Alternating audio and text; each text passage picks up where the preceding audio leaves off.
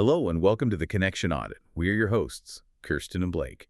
We will be taking a clear-eyed look at modern relationships, what's changed, what's broken, and what truly helps people connect. We'll explore ethical and consensual non-monogamy in a balanced and non-judgmental way, and we'll cover consent, boundaries, communication, the fear of rejection, and how to handle feelings with skills most of us were never taught. And we'll share how the Blossom Society TBS is building a platform where education comes before access. While TBS focuses on the E&M community where women are at the heart of the TBS garden, the support and guidance being designed is for anyone who wants to connect and maintain a healthy, honest relationship with tools to build stronger, deeper roots. So, if you're done with chaos and ready for clarity, you're in the right place. Here's what we do. In each episode, we run an audit not of people, but of patterns, the stuff that quietly shapes how we date, love, and relate. First, we audit the culture, the norms, the myths, the incentives, and the unspoken rules that keep everyone performing and nobody actually connecting. Then we audit the behavior, what shows up in messages, in boundaries, in conflict, and around consent. The micro choices that either build trust or erode it. And finally, we audit the solution for practical tools you can actually use. Clearer language, better agreements, stronger repair, and the kind of emotional skills that should have been taught years ago. We'll be respectful. We'll be honest. We'll keep it human. And yes, there may be the occasional gentle laugh, because sometimes the only thing more exhausting than modern dating is pretending it isn't exhausting. No shaming, no grandstanding, just clarity, standards, and a way forward whether you're exploring E&M, rebuilding trust, or simply trying to do love with more integrity. And we'll try to leave you with 3 takeaways. 1, you'll learn how to spot the cultural scripts that quietly sabotage connection and how to step out of them. 2, you'll get clear behaviors to aim for around consent, boundaries, communication, and repair without turning relationships into a minefield, that sense of having to walk on eggshells. And 3, you'll leave with practical tools you can try immediately so connection becomes something you can build, not something you just hope for. So let's jump right into auditing the culture we are all kind of swimming in today. Think about a Sunday morning. You're sitting at brunch with a partner you adore. Sounds great so far. Right. The sun is shining, the food is incredible, the conversation around the table is flowing, and internally you are just completely miserable. Oh, wow. Yeah. You just want to go home, stare at a blank wall, and not speak a single word to another human being for like 24 hours. Yeah. And immediately the panic sets in. You start thinking, does this mean I don't love them anymore? Am I broken? Is this connection dying? That panic is so universal. It really is. And that's what we're tackling in this episode. That exact moment of quiet, internal panic, and uncovering why feeling exhausted by your relationship does not mean your relationship is failing. Spot on. It's a huge shift in perspective. Yeah. And there is this concept I've been observing constantly in the way people talk about their romantic lives, something I call when petals wilt. When petals wilt. I like that framing. Thanks. Think about how we are culturally trained to view relationships, especially, in their infancy. There is this intense, almost aggressive mythology that says a successful relationship must perpetually be in a state of high-intensity bloom. Yes, the constant fireworks. Right. The endless late-night text threads where you're just ignoring sleep. The physical butterflies. We are conditioned to believe that if the spark dims even a fraction, if those petals start to droop, we are failing. We think we did something wrong. Well, that's the pattern, right? The culture screams at us that a wilt is a verdict. It means the connection is dying. That is such a pervasive myth, and the damage it does to our nervous systems is profound. We live in a society that just fetishizes the bloom phase of anything, really. Yeah. New jobs, new cities. Right, new hobbies, and without a doubt, new relationships. But when we look at the reality of human biology and psychology, perpetual high intensity is entirely unsustainable. It's exhausting just thinking about it. It is. The neurochemicals responsible for that bloom, the dopamine, the norepinephrine, the adrenaline, they are literally designed by evolution to be temporary. They exist to bond us quickly. Just to get us attached. Yeah. But if our brains stayed flooded with those chemicals forever, we would never sleep, eat, or focus on our survival. Right. You'd just be, walking into traffic because you're too busy staring at your phone waiting for a text. Precisely. It's biologically impossible to sustain. What we are seeing in healthy relational dynamics is that wilting is not a failure at all. No. It is a maintenance signal.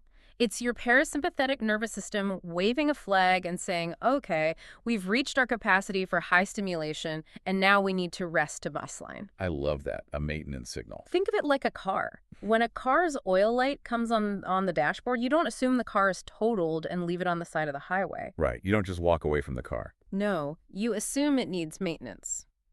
But in relationships, the moment we feel a sense of lifestyle fatigue or a heavy nervous system load, we panic.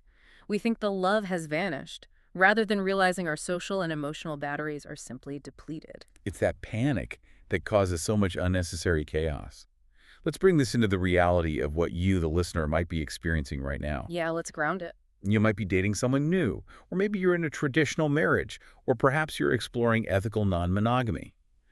And for anyone new to that term, that just means a relationship structure where all parties consent to having multiple romantic or sexual partners. Right. Whichever structure you're in, the first few months of a new dynamic are incredibly stimulating. But then, one weekend, you just want to sit on the couch in silence.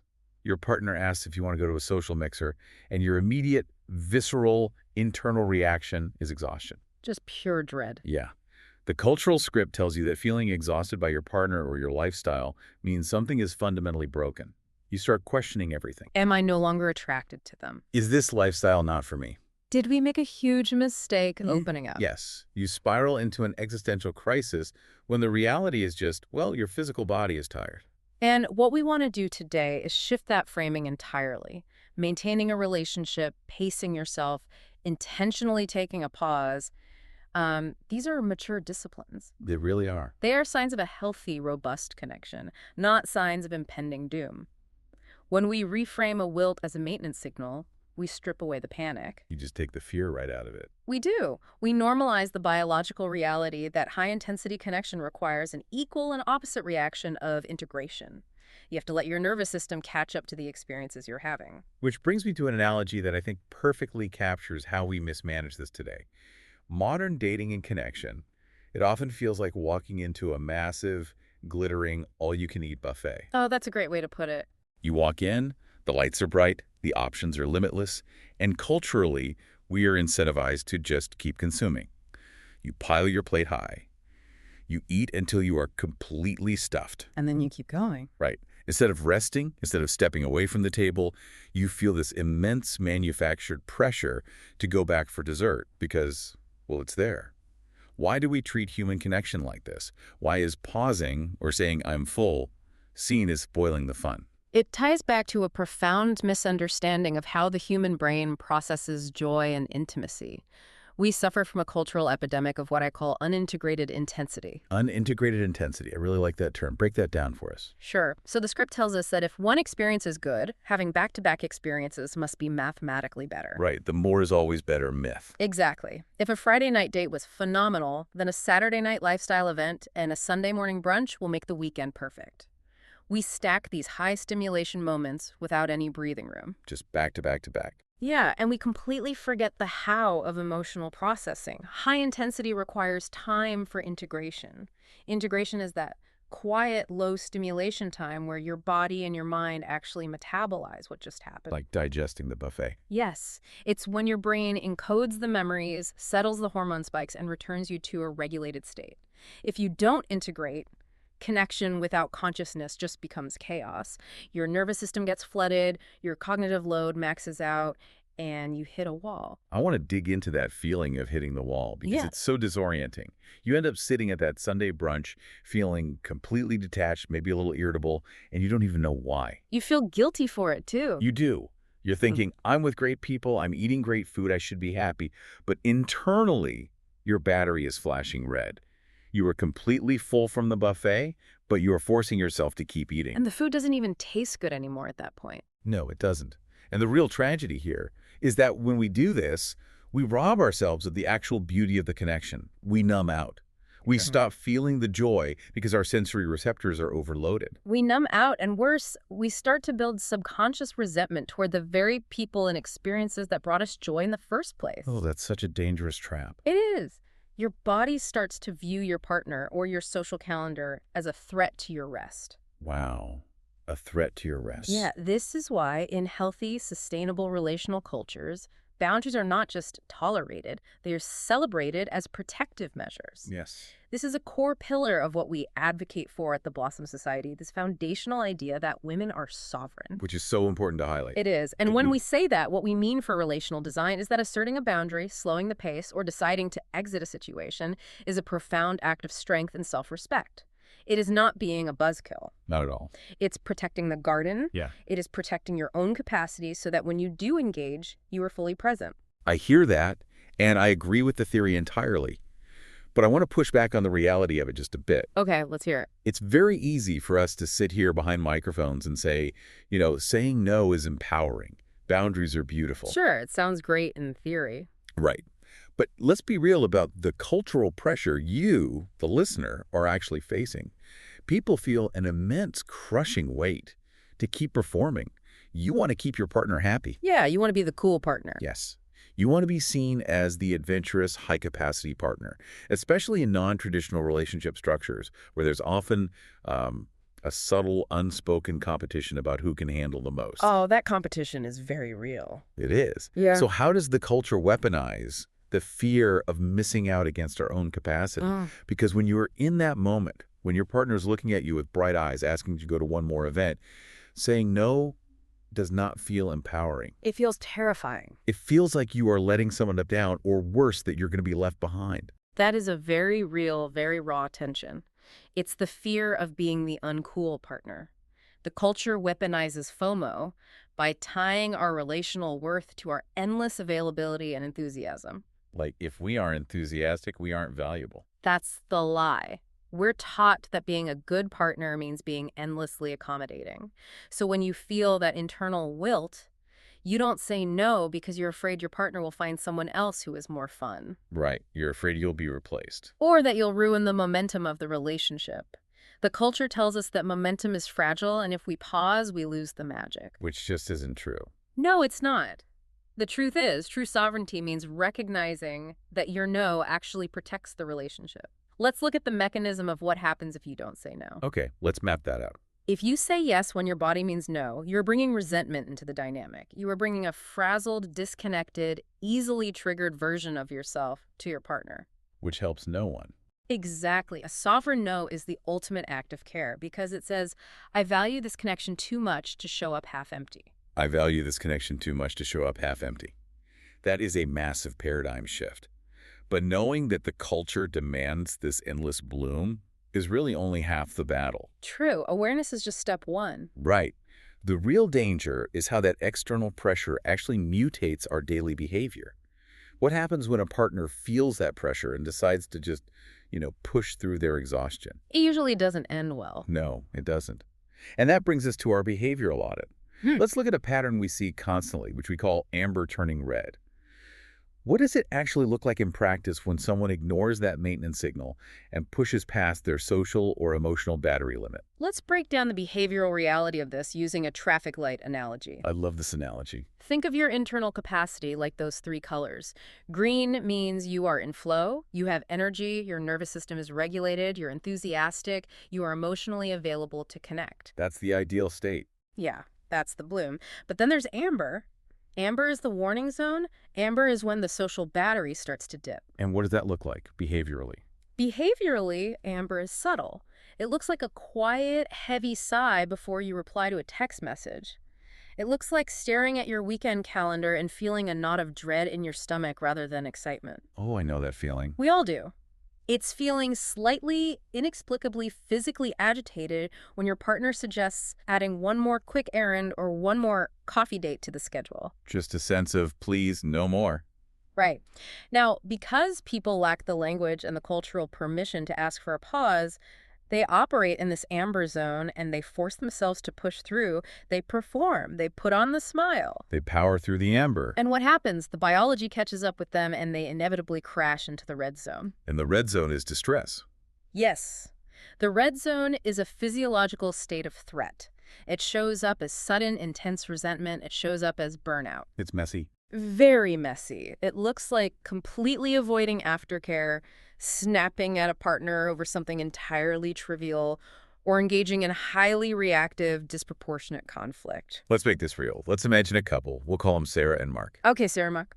Let's say they recently transitioned into an ethical, non-monogamy dynamic. Mark is a massive extrovert. He's riding the high of new relationship energy, meeting new people. His dopamine is just through the roof. He is firmly in the green zone. Firmly in the green. Sarah, however, is an introvert.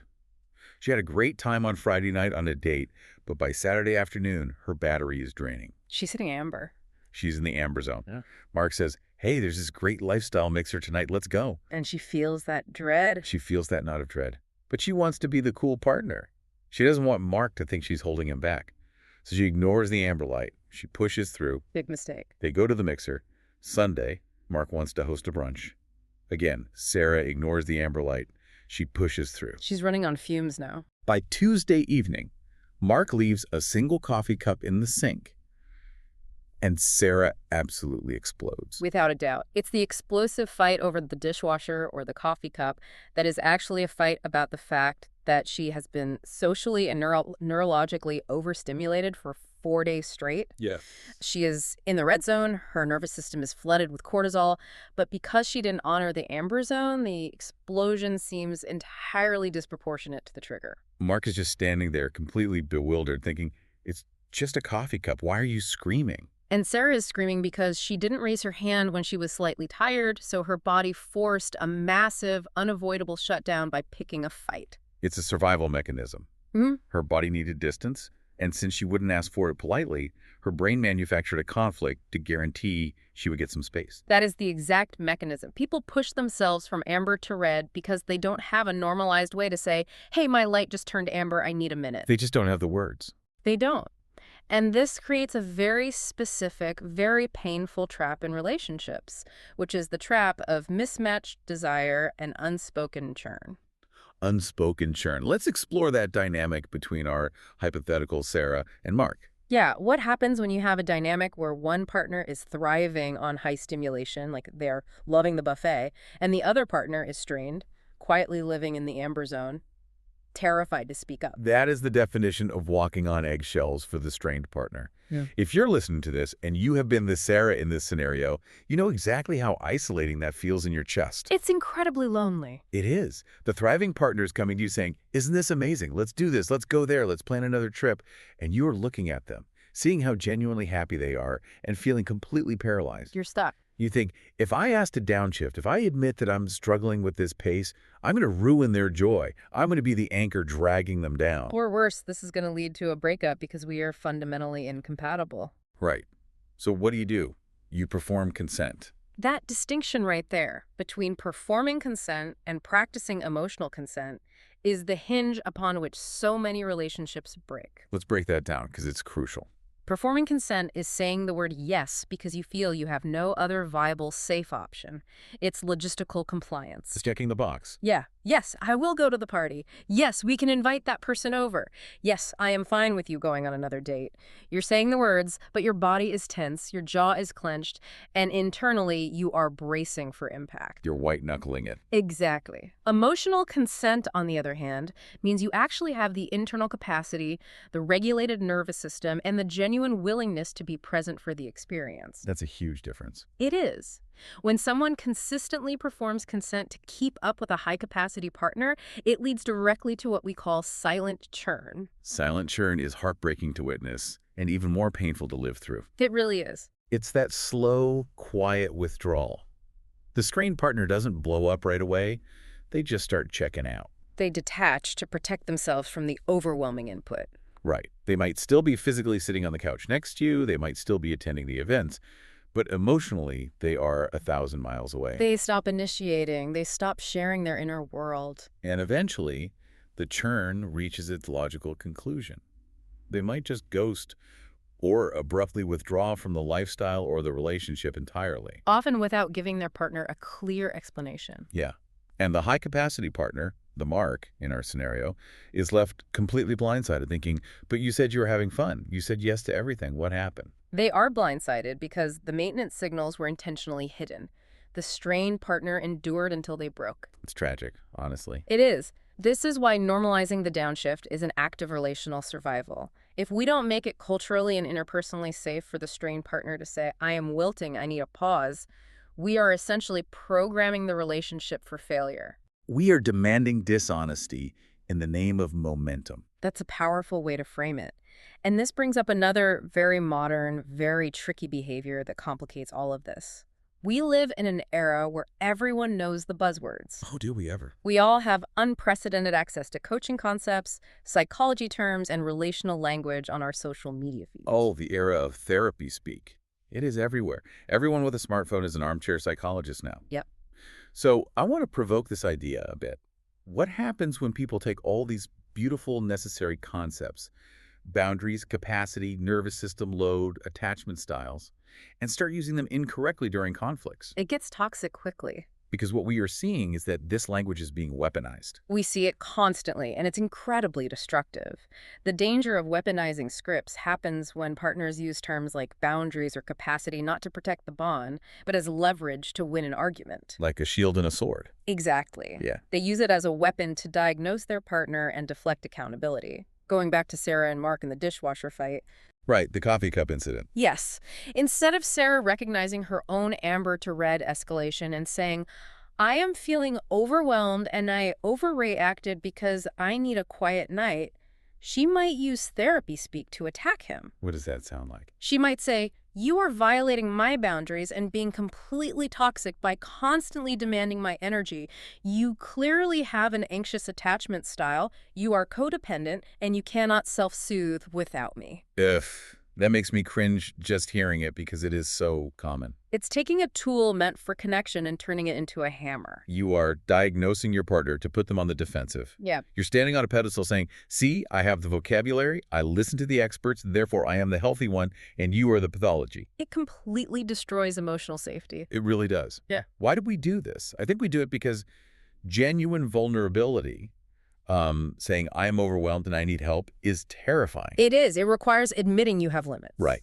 It is much easier to intellectualize our feelings and turn our partner into a psychological case study. That's exactly why. Intellectualizing is a shield.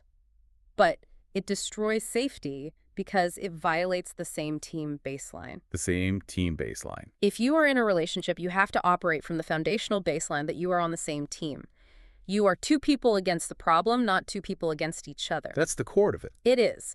Communication tools, coaching language, carefully worded scripts, these must only be used for establishing safety, for ensuring mutual consent, and for initiating repair. Not for winning. Never. They must never be used for coercion, for shutting down your partner's valid feelings, or for scoring points in an argument. When we talk about these concepts, we have to strip away the diagnostic clinical framing. Right. We are not trying to be our partner's therapist. Exactly. We shouldn't be diagnosing their childhood wounds during a fight about the dishes. We are just trying to be a better partner. That distinction is everything. We are not trying to be our partner's therapist. We are trying to be a better partner. That cuts right through the noise. I think so too. But diagnosing the problem is not enough. We've audited the culture that tells us to never stop blooming. We've audited the behavior of ignoring the amber light, performing consent, and weaponizing language. Yeah. Now let's get incredibly practical. Let's move to the solution. Yes. If wilting is a maintenance signal, how do we actually do the maintenance without blowing up our lives? This is where we introduce a behavioral skills-based approach we call the maintain discipline. Okay, the maintain discipline. And the sharpest tool in that kit is the 48-hour maintain first aid. Think of this as an emergency brake that is completely standardized. Our emergency brake. When you or your partner realize you're in that amber zone, when the fatigue is setting in, when minor irritations are starting to feel major, when you catch yourself about to perform consent, you deploy the 48-hour first aid. It's a temporary standardized pause. I want to highlight the word standardized here. Why does it need to be standardized? Because when you're overwhelmed, when your nervous system is flooded with stress hormones, your prefrontal cortex, the part of your brain responsible for logic and planning, it goes offline. You literally can't think straight. Right. The last thing you have the capacity for is making nuanced decisions. Decision fatigue is a very real, very physical phenomenon. If you have to sit down and negotiate exactly what a pause looks like, what the rules are, and who is doing what, while you are already exhausted, you're going to end up in a fight. That makes perfect sense. The negotiation itself becomes a burden. That's the mechanism. A standardized pause removes the decision fatigue entirely. It means you both already know what the 48-hour protocol looks like before you even need it. You agree on it when you're in the green zone. You prep for it when things are good. Exactly. It means for the next 48 hours, there are no heavy relationship processing conversations. You don't discuss the future of the dynamic. You don't relitigate past arguments. Oh, that's a big one. No bringing up old stuff. None. There are no major decisions made about the relationship. There are no new dates scheduled. You pull back to baseline. You regulate the pace. The entire goal of this 48 hours is to protect the primary bond first. Just simple, quiet care. Yes, you prioritize sleep, you focus on hydration, you allow for quiet time, and you engage in gentle, low-stakes connection, like watching a movie without analyzing it.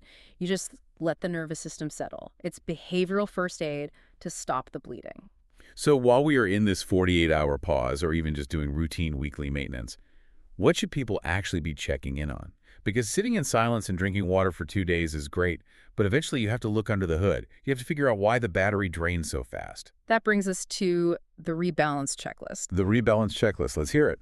This is a purely behavioral review. Again, no clinical language, no deep psychological mining of each other's traumas, just a practical, clear-eyed check of capacity and agreements. First, you do a personal capacity check. Starting with yourself. Always. You ask yourself, how is my sleep? How is my stress at work or outside of this relationship?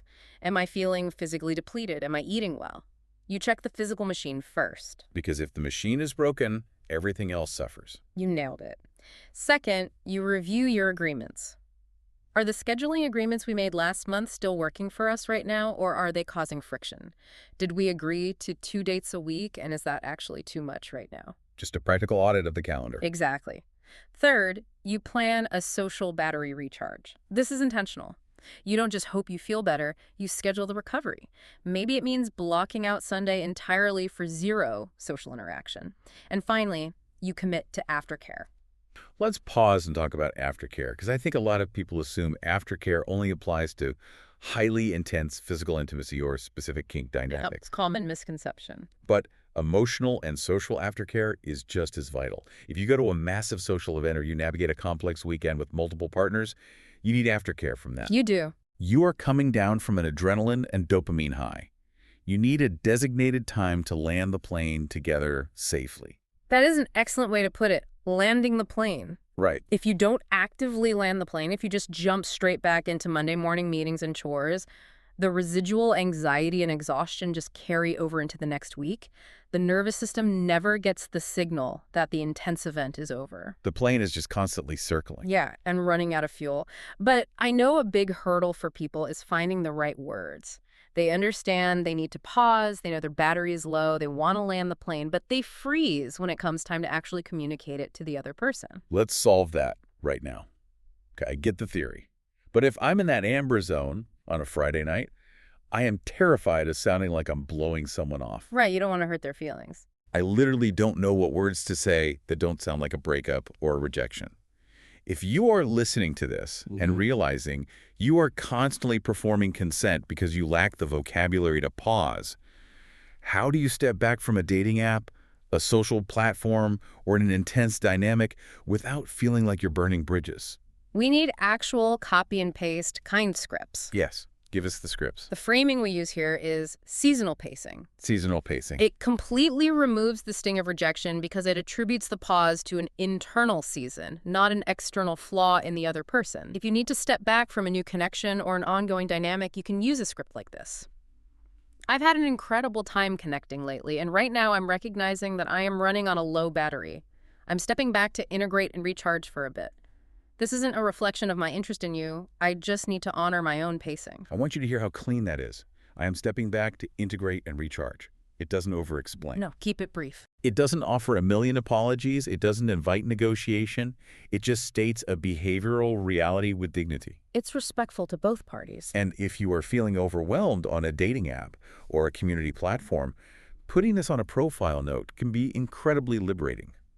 It can be as simple as, currently in a quiet season, focusing on integrating and recharging my social battery, replies might be slow. That's a great practical step. Normalizing this kind of downshifting creates a safer environment for everyone. If I see that on someone's profile, I don't think, oh, they're failing at dating, they're broken. Right. I think, wow, this person has incredible self-awareness and strong boundaries. They know how to manage their capacity. They're going to be a very safe person to engage with when they return. It commands respect. And more importantly, it entirely dismantles the unspoken churn. You aren't quietly fading away, leaving the other person anxious and confused. You are clearly communicating a boundary with kindness. Which is the goal. Now, what about inside the primary relationship? How do we prevent the resentment from taking root in the first place? How do we stop Sarah and Mark from ever having the dishwasher fight? This is where we move from first aid to preventative care, specifically through repair rituals and the 2-yes rule. The 2-yes rule is vital, especially when navigating a busy calendar or an open relationship structure. It really is. It simply means that for any new commitment, any escalation of pace, any new partner being introduced to the schedule, both partners must be a full, resounding green light yes. A true emotional consent yes. Right.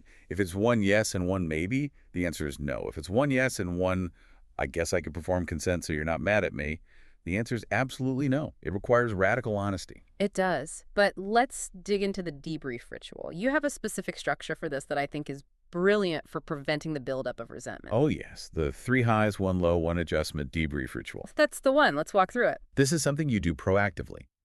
You do it after a weekend of high stimulation, or after a date with someone else, or just at the end of a regular busy week. Let's say it's Sunday evening. You're sitting on a couch. You sit down together, you have a cup of tea, your nervous systems are calm, and you share 3 highs. 3 things from the week that brought you joy, connection, or satisfaction. My first high was how much fun we had at dinner on Friday. Right. My second high was seeing you look so happy talking to your friends. My third high was sleeping in on Saturday. Right. This grounds the conversation in gratitude. It chemically releases oxytocin and reinforces the positive aspects of your dynamic. And then you share 1 low. And the low is not an attack. Yeah. This is where people get tripped up. The low is not, my low was when you acted like a jerk at the party and ignored me. Correct. If you frame it as an attack, the ritual fails immediately. The low is an observation of internal friction or an external circumstance. Give an example of that. My low was feeling a bit rushed and disconnected on Saturday morning when we were trying to get out the door.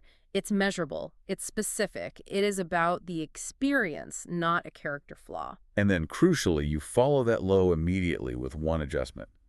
Next time, let's pack the bags the night before so we can have a slower, more connected morning. 3 highs, 1 low, 1 adjustment. This simple, measurable check-in prevents resentment from turning into a massive, unspoken wall between you.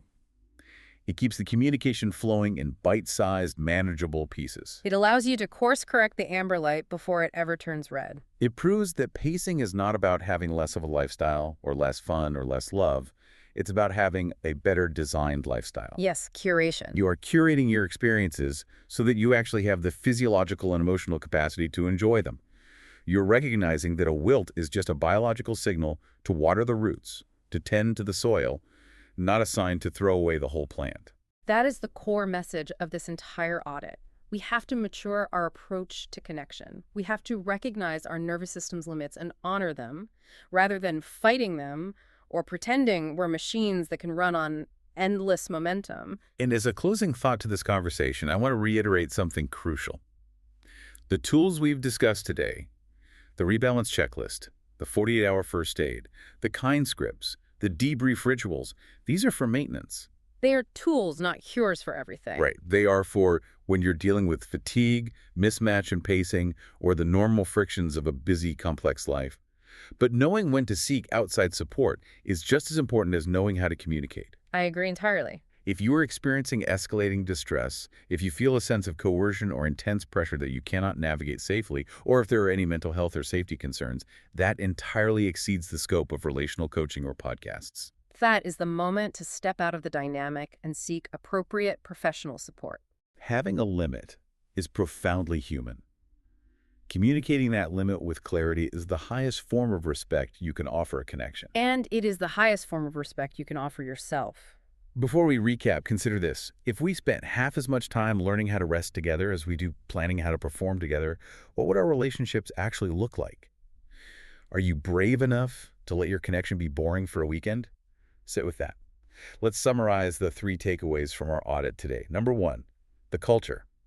We spotted the myth that wilting is a failure, recognizing instead that high-intensity connection biologically requires integration. We learned that a pause is a sign of maturity, not a loss of the spark. That's right. Number 2, the behavior. We mapped out how pushing past our amber warning signals leads to flooded nervous system, silent resentment, mismatched desire, and the danger of weaponizing therapy language against our partners.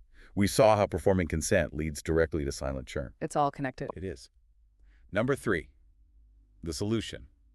We provided the maintained discipline, using 48-hour first aid to stop decision fatigue, the rebalance checklist, kind seasonal scripts for stepping back, and the 3 highs, 1 low, 1 adjustment ritual to build connection proactively. Practical steps you can use today. Thanks for listening to the Connection Audit, where we hope we've helped you uncover new skills, a deeper understanding around connecting with other people, and give you the courage to be honest with yourself, your partner, and those people you connect with. Our only ask is, if you know one person you feel would benefit from listening to our conversation, please mention the podcast and point them in our direction. Let's start a conversation about how we can build better connections. And if you have any questions, a theme, or a topic you'd like us to cover, please give us a like, leave a comment, and we'll get it scheduled into the running order. Be kind to yourself. Until next time, less drilling, more soul.